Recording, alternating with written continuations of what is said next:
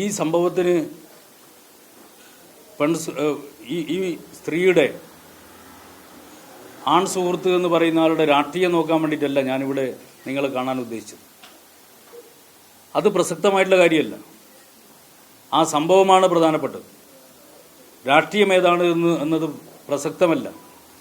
പക്ഷെ രാഷ്ട്രീയം പറഞ്ഞ് പ്രചരിപ്പിക്കുന്നതുകൊണ്ട്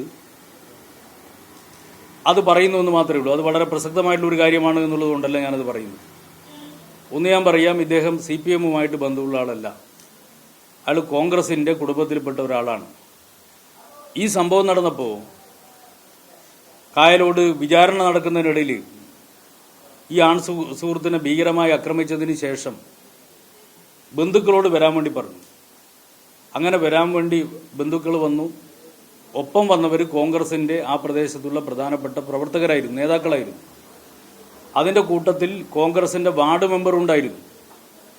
അപ്പോൾ ഈ ആൺ സുഹൃത്തിനെ രക്ഷപ്പെടുത്താൻ വേണ്ടിയിട്ട് അവിടേക്ക് വന്നിട്ടുള്ള കോൺഗ്രസിൻ്റെ വാർഡ് മെമ്പറും കോൺഗ്രസിൻ്റെ പ്രധാനപ്പെട്ട പ്രവർത്തകരും കുടുംബാംഗങ്ങളുമായിരുന്നു.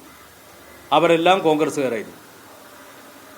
ഞാനീ പറയുന്നത് രാഷ്ട്രീയം, ഇതിൻ്റെ രാഷ്ട്രീയം ഈ വ്യക്തിയുടെ രാഷ്ട്രീയം പറയാൻ വേണ്ടിയല്ല. അത് പ്രസക്തമായ കാര്യമല്ല. ഇങ്ങനൊരു പ്രചരണം നടന്നതുകൊണ്ട് മാത്രമാണ് ഞാനിത് പറയുന്നത്.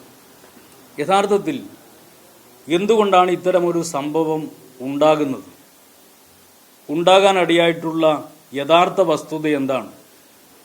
ആ വസ്തുത SDPI പോലുള്ള പോപ്പുലർ ഫ്രണ്ടിനെ പോലുള്ള ഒരു മതരാഷ്ട്രവാദത്തെ അടിസ്ഥാനപ്പെടുത്തിക്കൊണ്ട് പ്രവർത്തിക്കുന്ന ഒരു സംഘടന എങ്ങനെയാണ്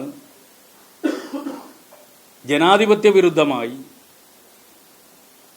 പോലീസിൻ്റെ ചുമതല സ്വയം ഏറ്റെടുത്തുകൊണ്ട് സദാചാര ഗുണ്ടയായി പ്രവർത്തിക്കുന്നത് എന്നുള്ള വിഷയമാണ് നമ്മുടെ സമൂഹം ചർച്ച ചെയ്യേണ്ടത്. ഈ സദാചാര ഗുണ്ടാപ്പണി SDPIക്ക് മാത്രമല്ല, RSSനും ഉണ്ട്. SDPIയും RSSും ഇക്കാര്യത്തിൽ പല കാര്യത്തിലും എന്നതുപോലെ ഒരേ നാണയത്തിൻ്റെ ഇരുവശങ്ങളാണ്.